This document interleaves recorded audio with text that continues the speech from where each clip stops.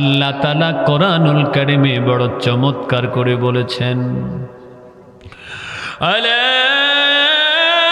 বিযিকিরিল্লাহি তাতমাইন্নুল কুলুব।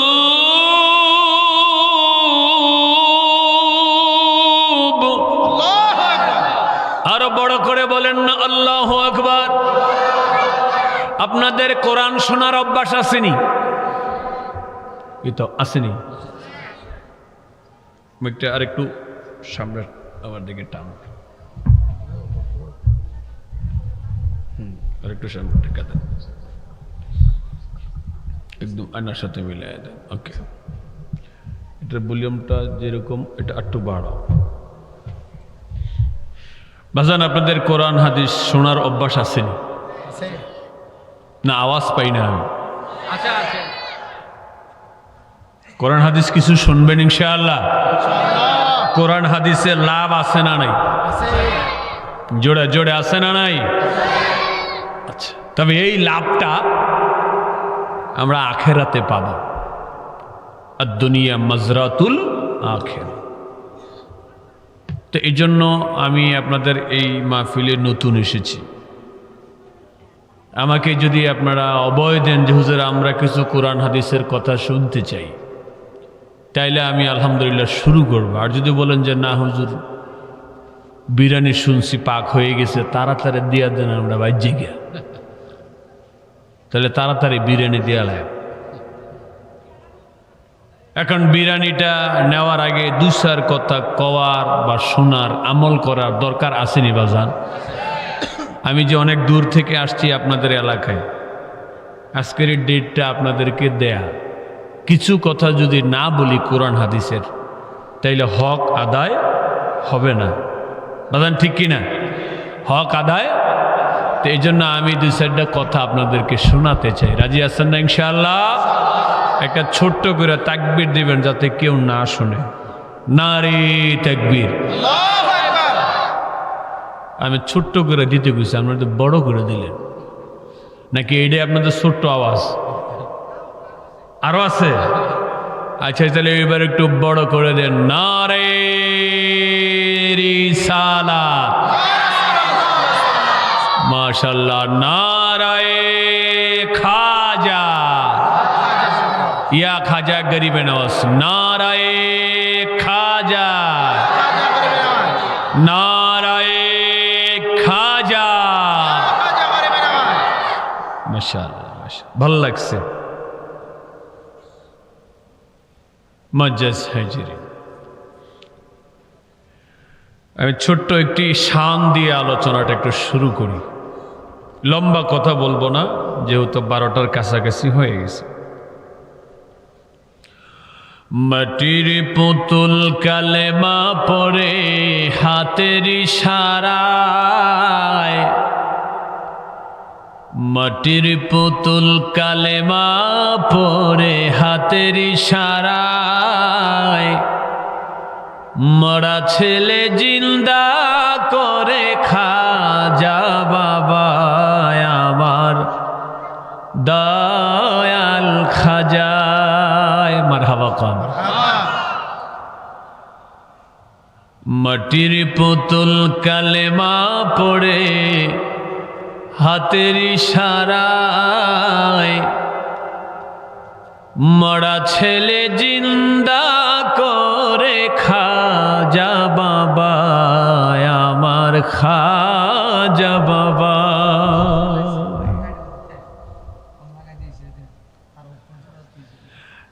এক মাটির পুতুল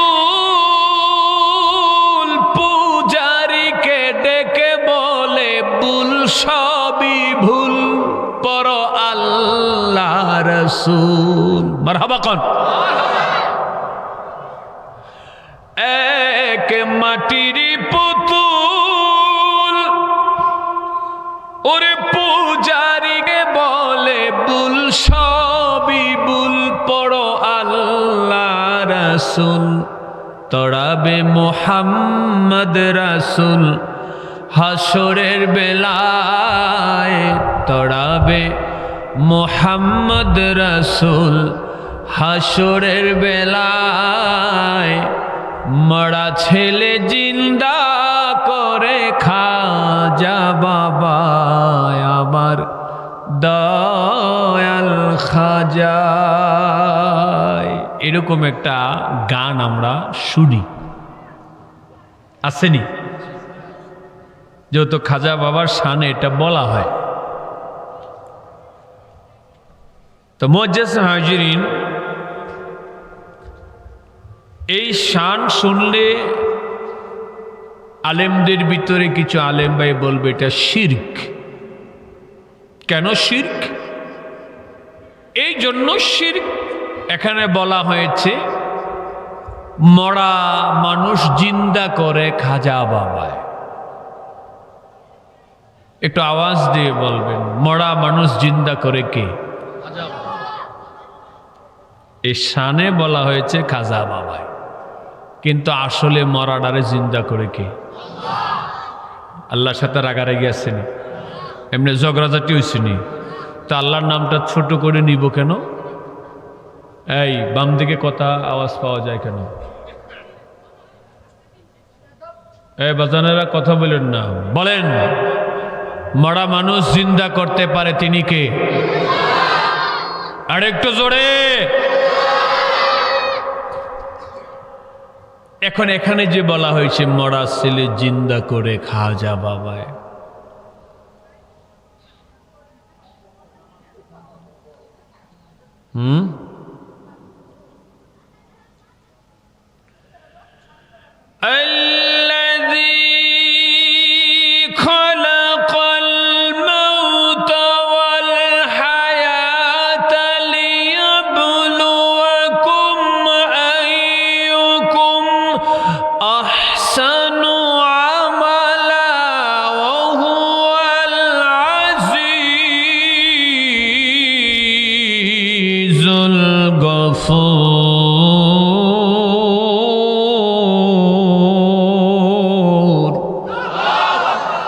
আরো বড় করে কোন আল্লাহু আকবার। আল্লাহ কয় আমি হায়াত সৃষ্টি করেছি, আমি মৌতকে সৃষ্টি করেছি। খেয়াল করে শুনবেন, কোরআন থেকে বলছি। আল্লাহ কয় আমি হায়াত সৃষ্টি করেছি, মৌতকেও সৃষ্টি করেছি। তাইলে বুঝলাম হায়াত এবং মৌত দুটোটাই তো আল্লাহর সৃষ্টি।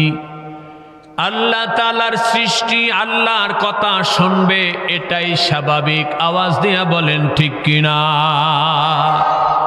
মালাকুল মউত আল্লাহর হুকুমে আসে, মানুষের রূহ নিয়া আল্লাহর হুকুমে চলে যায়। কিন্তু এখানে তো বলা হলো খাজা বাবা মরাডারে জিন্দা করতে পারে, এটা তো আমরা জানি শিরক। আমি বলবো শিরকটা বলার আগে আরো কিছু কথা আপনি শোনেন, শোনার পরে চিন্তা করেন শিরক বলবেন না অন্য কিছু বলবেন। আপনি কোনো কিছুর গভীরে না গিয়া, ব্যাখ্যা না শুনে আপনি সিদ্ধান্ত দিয়েন না। মরাডাকে আল্লাহ জিন্দা করতে পারে, এই ব্যাপারে কোনো মানুষের কোনো সন্দেহ নাই। আওয়াজ দিয়া বলেন ঠিক কিনা? জোরে জোরে জোরে ঠিক কিনা? মারাডারে জিন্দা করে কে? আবার জিন্দাডারে মারে কে? আরেকবার কোন? এতে কারো কোনো সন্দেহ আসেনি?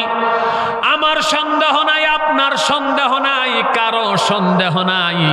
তার কারণ কোরআনুল কারীম সূরা মুলকের ভিতরে এসেছে হায়াতের মালিক আল্লাহ, মৌতের মালিক আল্লাহ। বাবাজিরা আমার, এবার আমি একটা প্রশ্ন করতে চাই আপনাদের কাছে। আলেম, হাফেজ, মুফতি, মুহাদ্দিস যারা আছেন, আমার প্রশ্নের উত্তর জানা থাকলে দিবেন। আল্লাহ তাআলা কোরআনে এই কথা বলেছেন কিনা যে মরাডারে আমি ছাড়া আর কেউ জিন্দা করতে পারে না? এই মর্মে কোরআনে কোন নস আসেনি? আপনাদের জানা আসেনি? বুঝতে পারবেন? পারবেন? মানে আল্লাহ কইছে আমি ছাড়া মরারে আর কেউ জিন্দা করতে পারে না, এরকম কোরআনে আসেনি? আপনারা কেউ জানেননি? আপনারা জানেন না, এটা আলেমদের প্রশ্ন। আলেমরা কইতে পারবে। আপনি কইবেন হুজুর আপনি কি আলেম না, আপনি কি জানেন না? যদি আমার এই প্রশ্ন করেন আমি বলবো ভাই আমি ছোট আলেম, আমি এখনো কোরআনে পাই নাই যে আল্লাহ কইছে আমি সারা মরারে কেউ জিন্দা করতে পারে না। আমি পাই নাই, এর অর্থ এটা না আমি সব পড়ে লাইছি। আমি পাই নাই, আপনি পাইতে পারেন। আপনি পাইলে আমাকে বলবেন যে হুজুর কোরআন শরীফের এত পারায় এত পৃষ্ঠায় আছে আল্লাহ কইছে আমি সারা মরারে কেউ জিন্দা করতে পারে না। আমি এটা পাই নাই। আপনারা কেউ পাইলে আমার একটু জানায় সাহায্য করেন। কিন্তু আমি এইটা পাইছি, আল্লাহ কোরআনে কইছে আমি ছাড়াও মরারে জিন্দা করতে অনেকে পারে। আমি এটা পাইছি। আমি কি শোনাবো আপনাদেরকে? কথা কয় না রে বাবা, শুনবেন নি? মারহাবা কন।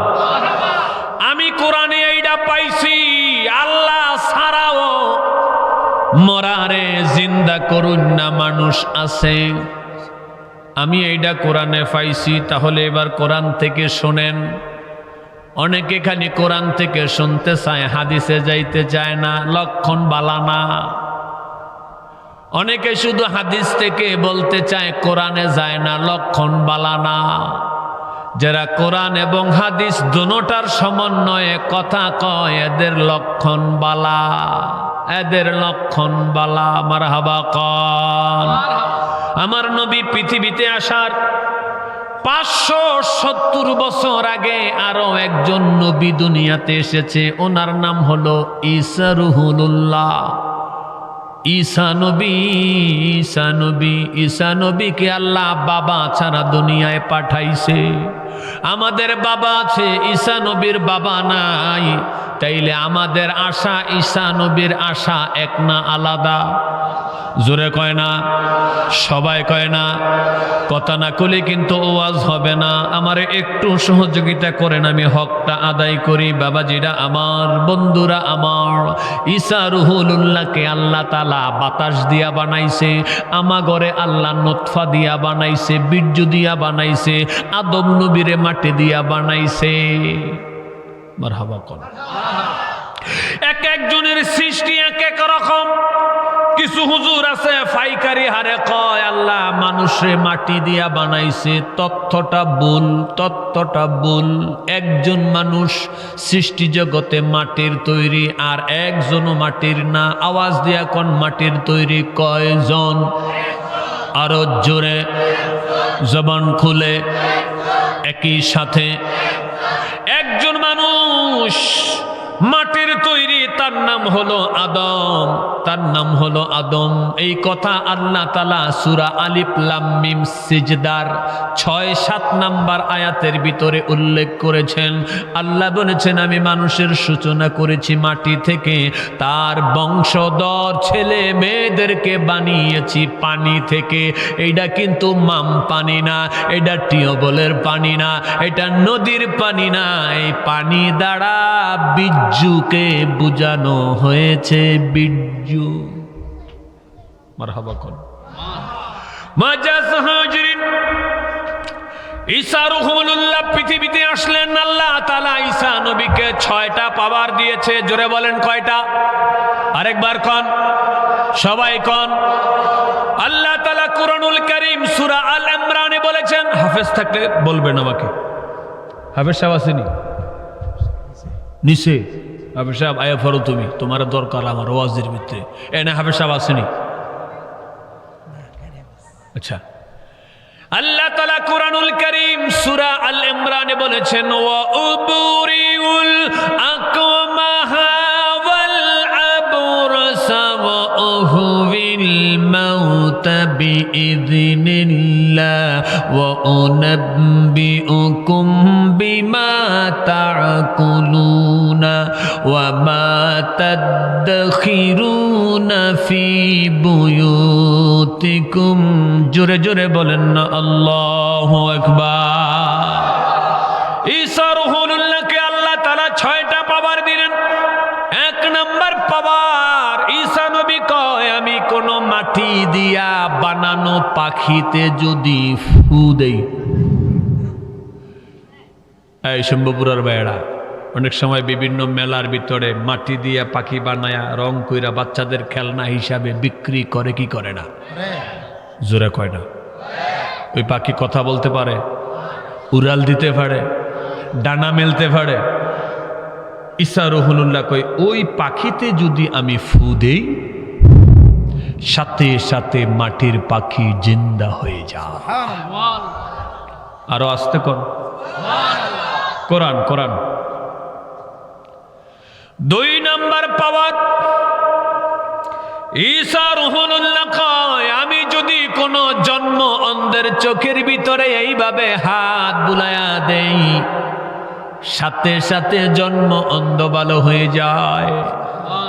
আমি যদি কোনো কুষ্ঠরোগীর গায়ে হাত বুলাইয়া দেই, কুষ্ঠরোগীর পচা শরীর আমার হাতের পরশে ভালো হয়ে যায়। সুবহানাল্লাহ। এই গেল 3টা পাওয়ার। মাটির পাখিরে জিন্দা বানায় আলায়, কুষ্ঠরোগীরে ভালো কইরা দেয়, জন্ম অন্ধরে ভালো করে। কয়টা গেল? ওনার পাওয়ার হইল 6টা। কোরআনুল কারিমে এসেছে। ঈসা রুহুল্লাহ কয় আমারে আল্লাহ 4 নাম্বারে আরেকটা ক্ষমতা দিছে। ও ঈসা নবী 4 নাম্বার ক্ষমতাটা কি? ঈসা নবী কয় আমি যদি কোনো মরা মানুষের সামনে গিয়া অথবা কোনো কবরের সামনে গিয়া দাঁড়ায়া যদি একবার বলি কুম বিইযনিল্লাহ, রে মরা আল্লাহর হুকুমে খাড়া, কয় আমি মুখ দিয়া বলার সাথে সাথে মরাডা জিন্দা হইয়া দাঁড়ায়া যায়। আরে আল্লাহু আকবার বল, আল্লাহু আকবার। তাইলে ঈসা নবী মরাডারে জিন্দা করতে পারে কি পারে না? জোরে জোরে জোরে। পারেনি? পারেনি। কোরআনে দলিল আসেনি? কোরআনে দলিল আসেনি? এবার আসেন একটু ব্যাখ্যা করি। ঈসা নবী যে মরাডারে জিন্দা করতে পারে, ঈসা নবীর এই ক্ষমতা যিনি দিয়েছেন তিনি কে? আল্লাহ। আরেকবার কোন? আরেকবার কোন? আল্লাহ যদি ঈসা নবীরে এই পাওয়ার দিতে পারে মরা জিন্দা করার, তাইলে খাজা বাবারে আল্লাহ পাওয়ার দিতে পারে কি পারে না? ডাইন হাত তুলে বলেন পারে কি না? নারে তাকবীর, নারে তাকবীর, নারে রিসালাত, আহলে সুন্নাত ওয়াল জামাত, খাজা বাবা, খাজা বাবা, ওলি আল্লাহ, ওলি আল্লাহ। বাজান কষ্ট হইতেছে নাকি? ভাল লাগতেছে? মারহাবা কন। আমার আলোচনার এগেইনস্টে যদি কারো অবস্থান থাকে কামা প্লিজ আপনি আসেন, আমি আপনার সাথে কথা বলি। আমরা দুজন কথা বলবো, শ্রোতারা দেখবে শুনবে, মিডিয়া প্রচার হবে। আমরা একে অপরের ভাই, আমাদের মাঝে কোনো ঝগড়াঝাটি নাই। আপনি বড় হুজুর, আমি ছোট হুজুর, ইটস ওকে ফাইন। আপনি বড় হুজুর হলে আমাকে শিখাবেন, এনে ঝগড়ার কোনো কথা আছে নাকি? বড়রা কাদেরকে শিখায়? ছোটদেরকে শিখায়। আমি ছোট হুজুর, আমি অল্প জানি, তবে আমার ভিতরে জানার টেন্ডেন্সি আছে, জানার খিদা আছে। আমি জানতে চাই যে কোনো পরিবেশে। আপনি যদি 1000 মানুষের সামনে স্টেজে আমাকে জানান, আলহামদুলিল্লাহ, আমি এটাকে মেনে নিই, আমি ওই মেন্টালিটি মাথায় রাখি। তবে ঝগড়া পছন্দ করি না। কিছু হুজুর আছে কোনো কিছু লিয়া বাজাবাজি হইলে লাডি লিয়া বাইরে আসেনি। আচ্ছা বাজান, আপনি কন্ততি আলেমের হাতে লাডি থাকবে না কোরআন শরীফ থাকবে? আলেমের হাতে লাঠি থাকবে না বুখারী শরীফ থাকবে? আরে কথা কন না মিয়া। আলেমের লাঠি বুখারী, এটা মাজাজি অর্থে বললাম আর কি। মানে আলেমের হাতিয়ার হলো কিতাব, আলেমের হাতিয়ার লাঠি হতে পারে না। লাঠি যাদের হাতে তাদেরকে মানুষ বলে লাইটেল্লা। আর কিতাব যাদের হাতে মানুষ তাদেরকে বলে আলেম। মানুষ আলেমের হাতে লাঠি দেখতে চায় না, চায় কোরআন হাদিস দেখতে। আওয়াজ দিতে হবে ঠিক কি ঠিক না? তার কারণ আলেমদেরকে মানুষ চূড়ান্তভাবে রেসপেক্ট করে, সম্মান করে। আলেমের উপরে মানুষ ভরসা করে। আলেমের সংস্পর্শে থাকলে মানুষ শান্তি পায়, স্বস্তি পায়, দিনের দীক্ষা পায়। আওয়াজ দেন ঠিক কিনা? সে আলেমদের হাতে লাঠি মানায় না, মানায় না। আমার নবী লাঠি নিয়ে হাঁটতেন না। হাঁটতেন? বাজান আমার দিকে তাকান, লাঠি নিয়ে কি হাঁটতেন না? বাজান আপনারা যারা ইন্তেজামে কমিটি আছেন তবারকগুলি নিয়ে আসেন, আমরা মুনাজাতের দিকে চলে যাচ্ছি। তাইলে আমি কোরআন থেকে দলিল দিয়েছি, ঈসা নবী মরারে জিন্দা করতে পারে কি পারে না? পারে। বাজান একটু জবান খুলে বলেন পারে কি না? এটা কোরআনে আসেনি, কোরআনে আসেনি। কুম্বি ইذনিল্লাহ, এটা বললেই মরাটা জিন্দা হয়ে যায়। বাজান আমার খাজা গরিবে নওয়াজ যদি মরাডারে জিন্দা করতে পারে, ঈসা রুহুল্লাহ যদি মরাকে জিন্দা করতে পারে, তাইলে খাজা বাবা মরাডাকে জিন্দা করতে পারে কি পারে না? খাজা বাবা আর ঈসা রুহুল্লাহকে দুইজন দুই পাশে রাখলাম, একজন নবী আর একজন হলো নবীর উম্মত। তবে কিছুদিন পরে ঈসা রুহুল্লাহ কিন্তু খাজা বাবার কাতারে চলে আসবে। তার কারণ কি? কারণ কি? ঈসা রুহুল্লাহ এখনো ইন্তেকাল করেন নাই, তাকে আল্লাহ তাআলা আসমানে উঠায় রাখছেন। তিনি আবার জমিনে আসবেন নবী হিসাবে না, নবী হিসাবে না, তিনি আসবেন উম্মত হিসাবে। মারহাবা কোন? তাইলে আমি যেই কথাটা বাজান আপনাদেরকে বুঝাইতে চাইলাম, কোরআন প্রমাণ দিল ঈসা রুহুল্লাহ মারাটাকে জিন্দা করতে পারে। ঈসা রুহুল্লাহকে যদি আল্লাহ তাআলা সেই ক্ষমতা দিতে পারে, আমার খাজা বাবাকে সেই ক্ষমতা দিতে পারে কি পারে না? ঈসা রুহুল্লাহ হলো নবী, খাজা গরিবে নওয়াজ হলো ওলি। নবী যখন মরাকে জিন্দা করে তখন ইসলাম তার নাম দেয় মুজিজা, আর ওলি যখন মরাকে জিন্দা করবে তখন ইসলাম তার নাম দিবে কারামত। নবীদের মুজিজা, নবীদের মুজিজা হক, ওলি আল্লাহর কারামত হক। চিল্লে বলেন ঠিক কি ঠিক না? মারহাবা কোন? আর জোরে বলেন মারহাবা।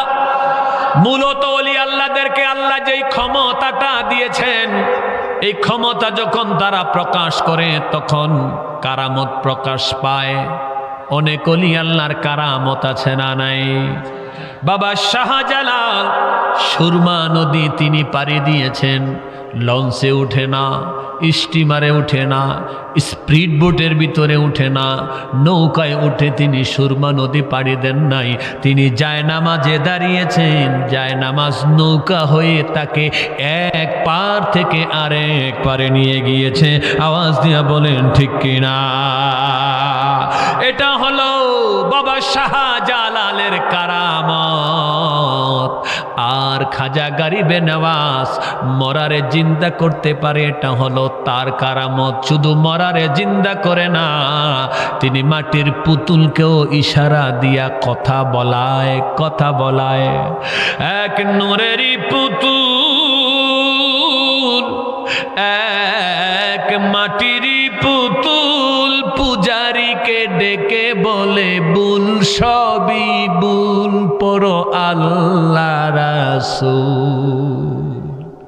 পূজারী যখন মূর্তির সামনে, পুতুলের সামনে পূজা দিতে গেছে, খাজা গরিবে নওয়াজ হাত দ্বারা ইশারা দিছে, পুতুল রে কথা বলে আল্লাহ রসুলের দাওয়াত তারে দিয়া দাও। সঙ্গে সঙ্গে পুতুলের জবান খুলে যায়। পুতুল জিজ্ঞাসা করে তুমি কেন এসেছো? কয় তুমি তো খোদা, আমি তোমার পূজা দিতে আসছি। পুতুলের ভিতর থেকে আওয়াজ আসে নাউজুবিল্লাহ, নাউজুবিল্লাহ, আস্তাগফিরুল্লাহ, আস্তাগফিরুল্লাহ, আমি খোদা না, আমি খোদা না, তুমি যা করতেছো সব ভুল, সব ভুল, সব ভুল, পর আল্লাহ রাসূল। মারহাবা কোন আরো জোরে। এরে তাড়াতাড়ি জাগা মতন পাঠানো যাবে। সুবহানাল্লাহ কইতেন না? আরেকটু জোরে। ওসমান হারুনির বাড়িতে চলে গেলেন। অনেক লম্বা আলোচনা এসেছে, সেখান থেকে আমি দুইটা কথা শোনায় মুনাজাত দিয়ে দিচ্ছি। আমাদের সুন্নি জামাতের পক্ষ থেকে মোমবাতির প্রার্থী এসেছেন হাজী রুবেল ভাই। সারা জীবনে বলেছি কোরআন সুন্নাহর আলো গড়ে গড়ে জালো, কোরআন সুন্নাহর আলো গড়ে গড়ে জালো। বাজানেরা, আমি আপনাদের পায়ে হাত দিয়া বইলা যাইতে চাই, কোরআন সুন্নাহর আলো শুধু আমরা গড়েই জ্বালাইতে চাই না, কোরআন সুন্নাহর আলো সংসদে জ্বালাইবার দরকার আছে না নাই? ডান হাত তুলে বলেন আছে না নাই? নারে তাকবীর, নারে রিসালাত। আহলে সুন্নাতুল জামাত হাত নামান, হাত নামান। আপনারা বুঝেন, কোরআন সুন্নাহর আলো আমরা সংসদে জ্বালাইতে চাই, তাইলে কোরআন সুন্নাহর আলো যারা সংসদে জ্বালাবেন তাদেরকে সংসদে পাঠাবার দরকার আছে না নাই? বাজানার দলের পিছে ঘুরে লাভ নাই, এবার আল্লাহ রসুলের পিছনে ঘুরার দরকার আছে না নাই? আমরা তাদেরকেই সংসদে পাঠাতে চাই যাদের দ্বারা আমাদের দেশ নিরাপদ থাকবে, সার্বভৌমত্ব নিরাপদ থাকবে, অলি আল্লাহর মাজারগুলি নিরাপদ থাকবে। আওয়াজ দিয়া বলেন ঠিক কি ঠিক না? এমন ব্যক্তিকে সংসদে পাঠাবার দরকার আছে না না? আওয়াজ দেন আছে কিনা? কিয়ামতের ময়দানে বিপদে পড়বেন যদি অযোগ্য অদক্ষ লোককে আপনি সংসদে পাঠান। সুর সুট্টা বদমাশ যদি সংসদে পাঠান, ওরা গিয়ে যদি সুর সুট্টা বদমাশগিরি করে, তে যে পরিমাণ গুনার অধিকারী হবে, আমি আপনার সমান অধিকারী হব যদি ওই 2 নম্বর ডারে ভোট দেই। এটা বুঝতে না ABA পাস করা লাগে না। আওয়াজ দেন ঠিক কিনা? আরে জোরে বলেন ঠিক কিনা? বাটফাররে আপনি নির্বাচিত করলে, হ্যাঁ নির্বাচিত হয়ে কি করব? বাটফারি করব। কথা কোন ঠিক কিনা? দুর্নীতিবাজে যদি আপনি নির্বাচিত করেন, সে কি করব? হ্যাঁ হ্যাঁ, দুর্নীতি করব। তাইলে সে দুর্নীতি করলে যেই পাপ কামাবে, সমান পাপের ভাগীদার আমি আপনি হব যদি আমরা তাকে নির্বাচিত করি। এটা বুঝতে কি খুব কঠিন হইতেছে? হ্যাঁ হ্যাঁ